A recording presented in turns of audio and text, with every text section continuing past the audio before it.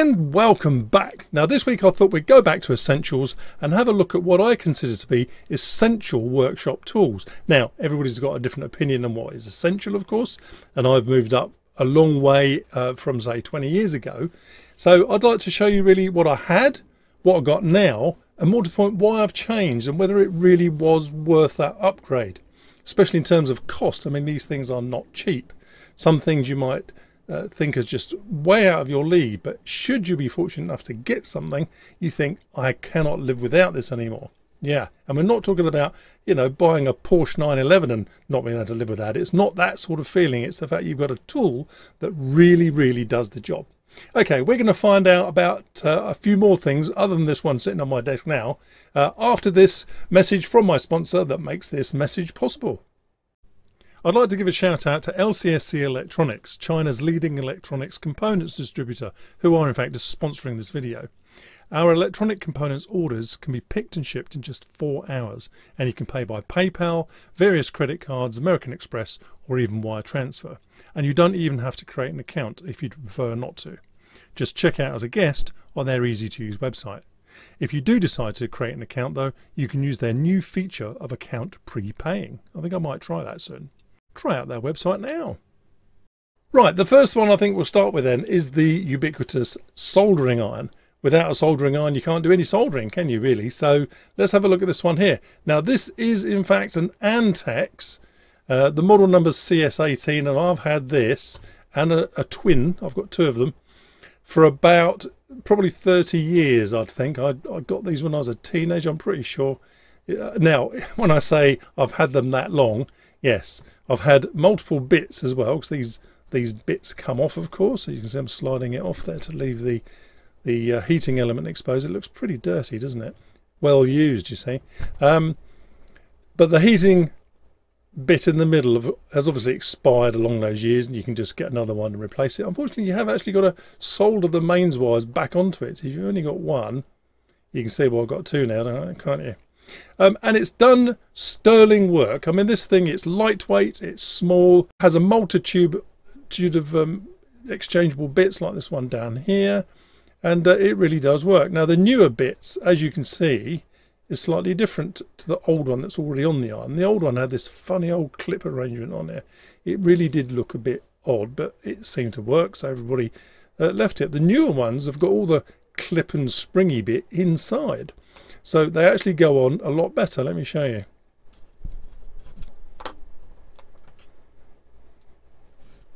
There we are. Just slides on, and it makes a much better contact on that heating element compared to the old one. So if this is so good, then why on earth did I change this for something a bit better? Well, basically it's all this moving over to SMD that made me think this tool is not cutting the mustard. Basically, because it's not temperature controlled, it's just whatever this heating element gives out and is dissipated via this bit into free air. It means that if you're soldering something reasonably chunky this end, it can suck all the heat out of that tip and actually cause the solder to, well, go solid, or at least semi-solid, especially if you're doing something like desoldering something with a solder braid. Let me show you. So this solder wick, which is another essential worktop tool in my opinion if you're doing any soldering, is just a very finely braided copper, well, strip, I suppose. It's all individual wires. I don't know how close I can get it on the camera and keep it in focus, but it's a bit like the braid you might find around coaxial cables, but flat, and it comes in different widths. This one says it's a 1.5mm wide, and it's used to suck up the solder from joints that you're trying to desolder now, and it works like a dream, especially if you put some extra flux on this. Just squidge it in with your fingers and it really does suck it up. But this poor little iron has a problem with that. It just cannot give out enough heat into the wick to melt the solder on the joint and get it back into this wick as I'm trying to desolder it. For through-hole components it's not too bad at all, and indeed if you're only doing through-hole and don't intend desoldering big chunky things like chips and whatnot, then this is a good buy. And as a beginner, if somebody came to me and said, can you suggest an iron to me that I can use as a beginner or give to my son or daughter or whatever as a beginner's iron, I'd say the Antex range was pretty good. And it's pretty cheap as well. Let's have a look how much this costs. Okay, I've just been onto Amazon just to have a look really. Well, they do a similar model to this. This is the XS25 model here, you can see. And that's £25. They do my model, I think, as well. Let me just have a quick look. Yes, here we are. Look, CS18, and that's £24. All right, the money's not a huge difference, is it? I would say, in fact, get the slightly higher powered on the XS25 because it's the wattage that determines how much heat you can put through into the tip and therefore stop it going cold. Now, I used my one, the CS18, or the reason I got this one all those years ago is because soldering stuff onto strip board, otherwise known as perhaps a Vera board as a proper make, I didn't want anything too hot because it could take those strips up, especially if you had to desolder those as well. So a lightweight iron like this was perfect, and as I say, it's done me very well. I've built lots and lots of things. Look at this device over here at the back. This is the original prototype for the Home Alone. Still working, I might add. I use it now for testing. And it's soldered all this no trouble at all. But some of these pin headers, socket headers, I had trouble with those. And I think as well as the actual headers themselves being a bit dodgy in terms of quality, I couldn't really get enough heat on them from this little iron to do it justice. I'm only sort of half guessing. Experience tells me it just wasn't getting hot enough. But apart from that, it soldered all this together, and the next one, the actual version that's sitting in my mum's flat, and it had no trouble at all in soldering all the individual bits. Obviously these things plug in, but underneath you got all the bits I've been soldering in, and this iron worked well. So I'd say as a beginner, get something like this, perhaps the 25 watt, but the Antex range with their range of removable bits and exchangeable bits is a good buy. Now, this wasn't my only iron. Well, still isn't my only iron. I've got another one. Let me show you. Now, this next one's so huge and chunky, I can't even fit it on my work desk probably, especially with me in the picture. Let me take myself off and then we can have a better look at it. Right, so this one, it's a temperature controlled iron, but unfortunately though you can't tell what temperature it is set to, you know, regardless of where you put this knob. Although I suppose it would be fairly simple to connect a thermocouple to the end here and then sort of mark it on there. I've never done it, never needed to, because I don't normally solder components with this one. As you can see, it's fairly chunky. Once again though, it has got removable tips. You just take that bit off the end and slide these out and they go back in and tighten up. I mean, it's all very easy to do, but the reason I've got this one is precisely because of the reason I told you the other one wasn't really cutting the mustard. It's not hot enough, it's not powerful enough. Now the wattage on this one is much higher. I think it's 50 or is it 100? Let's have a look. Yes, it's a 50 watt iron, but more importantly, the temperature can be a fairly gentle, modest amount, just enough to melt the solder, to right up red hot, and it's actually, I'll put it at that level, sort of desoldering stuff, and it really works quite nicely. The only other time I've ever used this for actually soldering things rather than desoldering is when I'm outside and I'm trying to do things like coaxial cables, and not electronics as such, more electrics. But as a second iron, this has been very, very useful, I must admit. But it's not something I'd recommend for electronics. It's just basically too big and chunky. Look, I can't even get it out the solder, the holster, whatever they call it. So what did I replace them with? This one here. This is an Aton ST100, and it's, well, the price is not something you'd go out and buy on an impulse, believe me. And it's taken me, well, several years and years to decide that the other one wasn't cutting the mustard and I needed something a little bit better. Now let me just switch this on. Now what's so great about this iron then? First of all, it's got a massive transformer in here, so it's not just empty space in here with some kind of mains to DC operation. This means that the output from this iron is totally isolated from any mains input, and the transformer is pretty chunky and solid, and of course it's totally temperature controlled. Now the iron itself is reasonably small, certainly small enough to do soldering. You know, components, SMD and all that, nice and lightweight. It is detachable from here and replaceable should you ever need to. Let's hope I don't need to replace it very often. It's got 3 temperature settings here, so the lowest is 200, the next one's 300, and the next one's 400. You see it went to 335 initially because that was the last temperature I had it set at.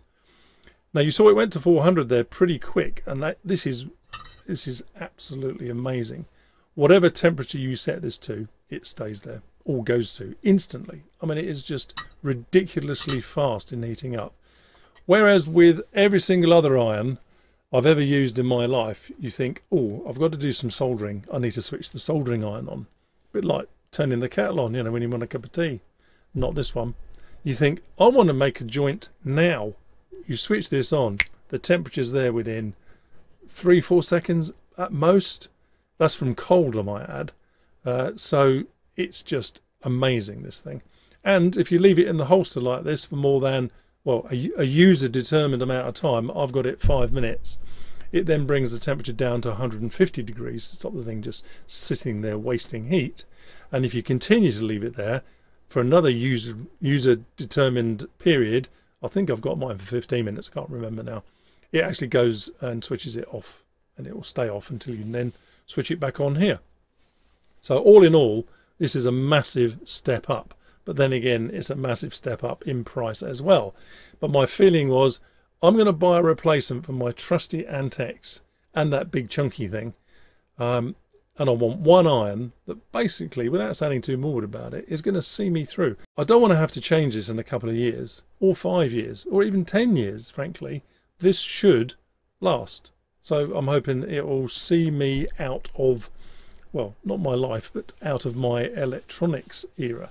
So that's why I bought it, invested in it, and it's not cheap. I'll show you where I got it from, or where you can get it from if you're that interested. Believe me, I looked at every single video on every single soldering iron in the entire known universe, and all the different prices, you know, from cheap to expensive, and this is the one I decided was for me. Now the great thing about this also is that it takes Weller soldering iron bits. Yes, no, I couldn't afford the Weller, you see, so, but at least I can get the soldering iron bits, and places like Banggood sell replacement bits as well for a fairly decent price. Actually, you get 10 for something like, I can't remember what it was, 6 quid, something like that.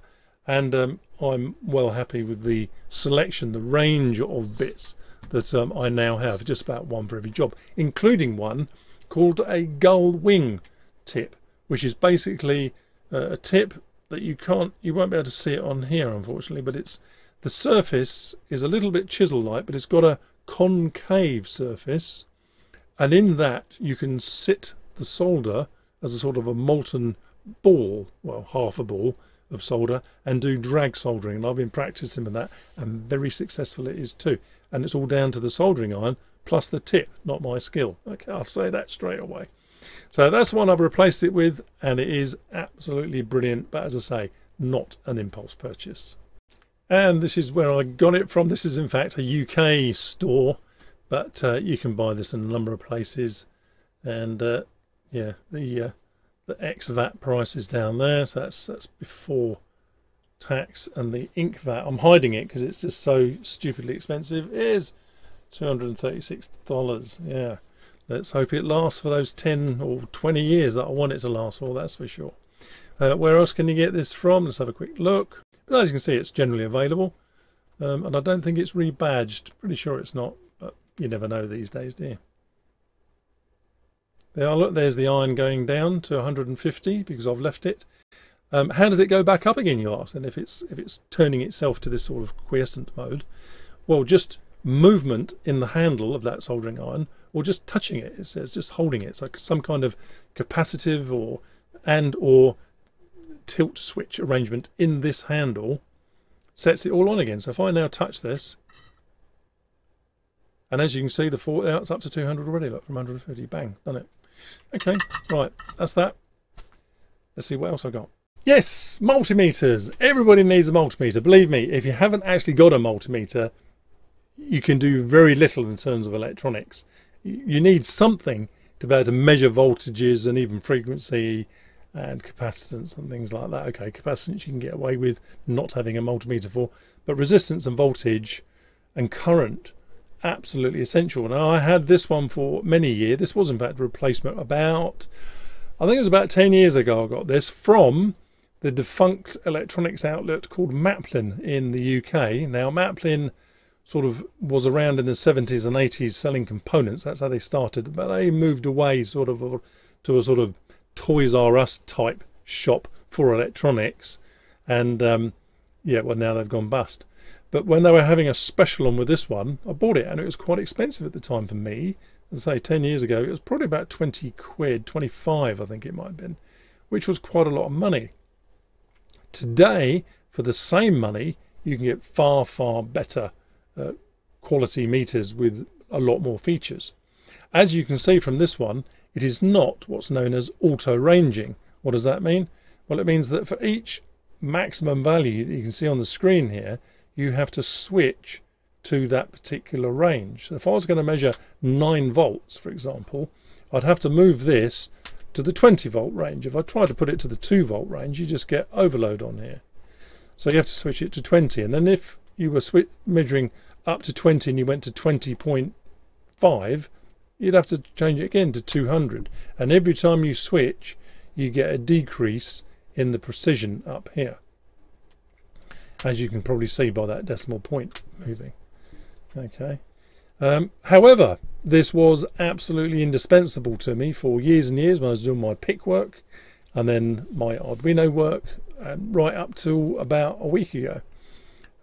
Decent resistance range. You must have a continuity tester for checking for shorts. A diode tester is almost indispensable. And current. Now, I don't tend to use this much because I've got a bench meter that I use for current, but it's still, when this was my only source of measuring current, it worked pretty well, down to 2 milliamps and then 20 and so on, 200. Now, this is absolutely fine. Well, was absolutely fine, but for 25 quid you can probably get a lot better these days. And just going to Banggood and having a look around for 25, you can see exactly what you can get. Right, we're on the Banggood site. I just typed in Multimeter Digital at the top, and as you can see, all these ones keep coming up. In this one here, for example, $16 to $21.39. If you haven't got one, that would be a million times better than not having one, regardless of how accurate it is. I mean, let's face it, if you're a beginner and you're measuring voltages, say you've got an Arduino input that you've got a pull-up resistor on, and you want to make sure that it is, you know, 4.99 volts or something, you put this on it, it's going to measure that. We're not designing rocket ships or anything like that where it has to be spot on. You don't need 8 digits of precision. That would do, frankly. And in fact, I'd say, yeah, why not? Go for it. And in fact, there's loads of multimeters like that. So if you are a beginner, just scroll through somewhere like Banggood and just see what they got and see what fits into your pocket. There's one here, look, even for $5.95, which okay, don't buy that one. No, do not buy that one. You'll be disappointed with that. Yeah, go for a decent digital one, and if you can stretch a little bit more money, I think you're going to get better value, because the actual meter itself will be more robust. It will be more precise in its measurement. You probably get better probes with it, and that's probably what you need to look for mainly. So yeah, look for all this and see what you think. See, it's going up in price now, $59.64, but that's a good meter. It's well thought of, actually, that one. Yeah, anyway, so there's loads of meters out there better than what the one I got for 25 quid or thereabouts. 10, might even be 15 years ago. Actually, time passes so quickly. Now, if you're actually wondering, what did that one replace? Well, it replaced this, and this will make you laugh. This is an analog meter. Now, back in the 70s and, well, yeah, just about 70s and 80s, when I was into electronics and designing stuff, this meter, I'm going to have to zoom back out, it's so huge, look. This is an analog meter, and you know, I kind of remember what it can measure and what it can't, but basically this was a good one. I was the envy of my sixth form college with this. I mean, it's huge, stupidly big, but it had all the necessary things in it, so you could measure AC voltage, DC milliamps, DC volts and all that. But of course it was on that analog scale with that needle moving around. So it was never that precise. You know, when that needle moved up to say 9 volts, you were never quite sure whether it was on 9 or 9.2 or, you know, is it really 9.3? It's all in a bit of an approximation. But I worked with that one for years and years and years. All through my teenage years I worked with that one until I found a digital one, and then my life changed forever, of course. There we are, bit of history. So just before we look at the one that I've actually got now, you can see I've got a whole box here of meter leads, and they can be cheap and nasty, cheap and okay, to really expensive and excellent. And the only way of really knowing is to read up about them, see if they're made of, you know, decent flexible silicon. And if you're buying a meter for $20, don't expect great leads. You might have to replace those yourselves at some stage.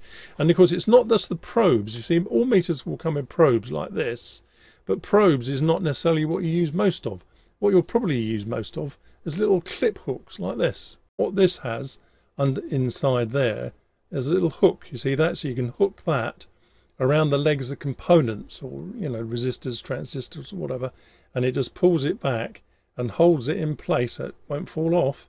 It's nice and strong, and you can then measure those components really well, and it's probably what I use most of. Yes, you use the pointer probes a fair bit, just for quick measurements, but for normal electronics work, when I'm doing my Arduino and whatnot, I tend to use this even more.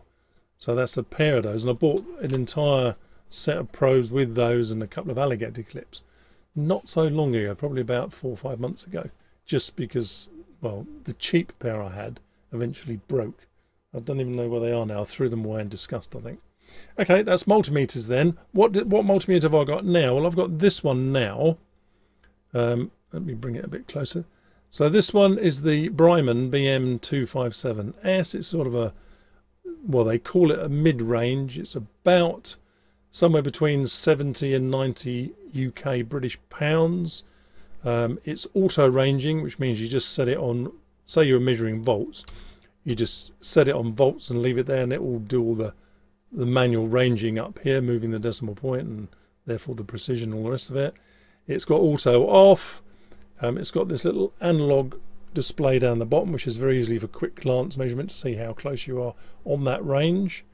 You can press the rel button for relative measurements, which means that if you've got it on ohms, for example, and it says even when they're shorted together it's 0.2 ohms, which it shouldn't be, of course, it should be 0 at that point. That's what you want to measure. You just press the rel quickly like that, and it will say, okay, that's now 0. For a beginner, this is not a beginner's multimeter. One of those ones I previously showed you would be a beginner's one. It's affordable, it does the job, and it's only when you realise you've outgrown those that you need something like this. In my humble opinion, that is, of course. So anyway, that's the one I've got, and yeah, I bought that from a UK supplier, but you can get these all over the place. And there's one very important thing you have to note about this particular meter. They say don't judge a book by its cover. You must never judge a multimeter by the box it comes in either. Look at that. I mean, multicoloured or what? I mean, if you saw that on the shelf, you'd pass it by as some kind of toy, wouldn't you, really? Not a serious product. But I'm afraid that's the culture clash between Taiwanese, which is what this is, well, let's say Far Eastern anyway, and UK. UK would never design a box like this for a professional tool like this. So don't be fooled by something that looks like this, because most of these multimeters these days are built and shipped from China or Taiwan or somewhere like that. So there we are. Right, my final article, what I consider to be an essential worktop tool for electronics people and people writing Arduino code and whatnot, is a workbench power supply. Now this one is relatively cheap, actually. It's not that bad at all. It's about 50 quid.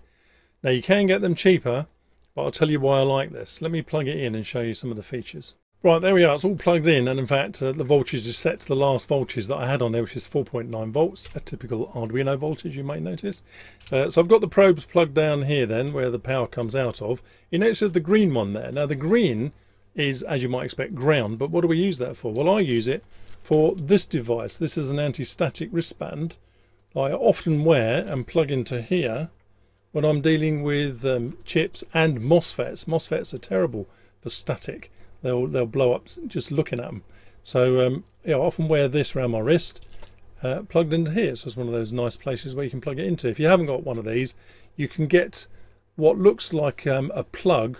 Well, in the UK it looks like a UK plug with a little button connection on it, and then one of these plugs into that as well. So whilst not absolutely essential, really good idea to get one of these, and they're cheap as well. Right, back to the actual meter itself. As you can see, it's set to 4.90 volts. Now I can set this by pushing the voltage button. I can set each one of those digits independently, and of course it will go up and roll over. But because I can set each one individually, it just makes it super quick and easy to set any particular voltage I want. And the other thing is, if I want to set a particular current, let's put it back to 5 volts, say. If I'm working on an Arduino project, I might have this set to something like 4.95, which is a typical output voltage to power the Arduino up. What current do you need? All you need to do is press this button, and it says, I'm set at the moment to 30. What do you want to do? And once again, you can press the button and change any one of these to whatever you want. And quite often when I'm checking out Arduino stuff, I might set this down to something like 6 or 7 milliamps just to prove that it's not going to blow up on me. And what happens is, when it does take too much, look what happens to the voltage. The voltage collapses and says, no, I'm not supplying any more, and the voltage is now dead. So what you don't do is blow up your Arduino or anything else connected to it. Yeah, so this one here is a 30 volt 5 amp supply, which for me is more than adequate for anything I do. You know, whether I'm running an Arduino, an ESP32, a whole strip of LED lights that I'm trying to power up and you know, do fancy things with on an Arduino, this is fine. Let's have a look to see what sort of price this might be and similar ones to it. Right, so just a quick list there. It's about, well, it's actually more expensive than I thought, or what I remembered. Well, it might have gone up, of course, since I bought this. I've had it a little while. Cheapest is CPC, £72, 90. So I guess it's probably about 90 quid most places. But similar ones then, what can we get from the Far East? Similar to this, if not in price, at least in functionality. Right, so I've just typed in digital power supply on the Banggood website. First one to come up with this one, a bit expensive, $70. That's a sort of a homebrew thing. Is it worthwhile making your own out of components like that? I know a lot of people who have done that and they swear by them, and of course it's quite a cheap way of doing it. You may like that out there. Just look at though the non-self built ones. See this one here, it's something between 48 and 55. When it has a range like that, it might be because it comes from different places, either the UK warehouse or the China warehouse. This one here is the same. This is 30 volts, 10 amps. Yeah, treat those ratings with a pinch of salt. If you were to run this at 30 volts and 10 amps for any length of time, I suspect it might be an X power supply. That's not casting aspersions on the power supply itself per se. It's just that, you know, these are designed for workbenches, for powering things up, short periods, relatively short, and certainly not pushed to the maximum like that. So if I had that, I'd keep it under 10 amps, that's for sure. I mean, what on earth are you going to use 10 amps for? That's the question. But it's absolutely essential to get something decent rather than a phone charger plug-in that you're using to power the Arduino. It's just not the tool for the job, frankly. You have no idea what's coming out of it. You don't know how much power has been sucked into it, the Arduino that is, or whatever it is you're trying to test, and it's not really what you need on a workbench. Right, back to soldering just for a second. I forgot to mention that this is probably one of the most important things you can get, is this here. What is it? This is the soldering iron tip cleaner. This stuff inside this, it's like brass shavings, I suppose you call it. It's just little curly bits of brass. I assume it's brass anyway. And what you do, you get your soldering iron, just jab it in there. Let me show you. So this is my soldering iron. Let's assume it's got all black bits on the end now where the flux has burnt. You certainly don't want to do that when you're soldering. You just jab it in there like that, and it will be lovely and clean again. It's absolutely wonderful. Far, far better, I might add, than those little yellow sponges you get in the bottom of soldering irons. Don't use those. You have to put water with them. They shrink and they cool down your old soldering iron.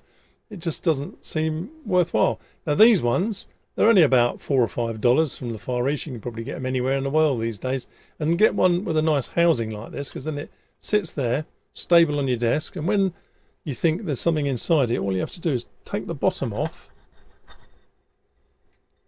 And there, look at that in the bottom. I've cleaned this out quite regularly, so there's not a lot. But that's all the bits of old solder that was on the tips of my soldering iron over the last few weeks. And it just drops down the bottom. And you can even get, would you believe, when you've bought this, you can even get replacement ones of these for about $3. So you just take one out and throw it away. And you're back to where you were. Oh yes, the other thing is, I've mentioned this before, this is my double soldering iron holder. And I've now got my replacement 0.4mm solder here. Absolutely fantastic. Perfect for SMD stuff. And in fact, it's even better than the 0.7 stuff up there. I don't know why. I don't know if it's a different flux inside it, but it seems to just work generally a bit better. I don't know. I tried to actually buy this from RS Components actually, but they said they couldn't sell it to me as a private individual because it contained lead. Yeah, it contained lead. Yeah, that's because I wasn't buying lead free. Silly me. But I don't want lead free. Do not buy lead free solder for home hobbyist use. Unless you're in a commercial environment where you have to use lead free, do not buy it. It's the devil's spawn. It just makes soldering so much more difficult. It really does. So anyway, this is all leaded solder. I've got 0.7mm up here. And you can probably gauge it from the size of my finger. You know, it's big enough. But this 0.4 stuff is thinner than that one. And it just works beautifully. Obviously you have to use more of it because there's less solder in the thread of it. But it works great. And my little soldering iron holder there also works great. I've showed you that before, so I'm not going to go into that again. So there we have it. I was going to show you some more components, but I suddenly realised this video is already far too long again, so I'll have to do the rest some other time in future months. The most important tool though, and I've had to look at them all and go which one is the most important, has got to be the soldering iron. Without that you can't do anything other than put the components in a breadboard. And the breadboard themselves, the quality of them is very variable, as you know. And, well, you can't make anything permanent, not really. And the breadboard itself, the connections are all a bit hit and miss sometimes. Yes, I use breadboards as well, but only to get the basic circuit working. I go, right, that's enough. Now I can put it on stripboard or Veriboard. Or these days, of course, make a PCB, but that's a whole new ball game. And I'm fairly new to that as well. Most important tool then, soldering iron. Ideally not the CS18, get the XS25, you still get various tips. And I know all of you out there are going, what about this tool? And what about that one? That's absolutely essential to me. Yes, I know. There are so many things you can get to make life easier. And these aren't, for the most part, indulgences. They are what we would say, if you have them, things go well. When I was soldering up the new version of this Home Alone device, using that new Atom soldering iron, including all these pin headers, it was such a joy to use. I just didn't have a second's trouble with it. And it just makes the whole thing so much easier. Whoops, there we are. Right, I'll leave you with those. I'm sure you're going to have comments to tell me what you think is the most important electronics type tool that you have in your workshop. So please do leave your comments below. I'll probably get around to answering 99% of them over the next week or two. And if you think this video is worth a thumbs up, please do so, because it doesn't just tell me, it tells YouTube that it was worthwhile. And if there are any links down there that are affiliate or from the sponsor, I'd appreciate it if you go and have a quick look at those. You don't have to buy anything or anything, especially the sponsor. Just go and have a look at their website, check them out. That would be great. Thanks for watching. See you in the next video. I hope you're finding these videos useful and interesting. There are plenty more videos to choose, and a couple are shown below. And if you'd like to subscribe to this channel, just click on my picture below and enjoy the rest of the videos. Thanks for watching.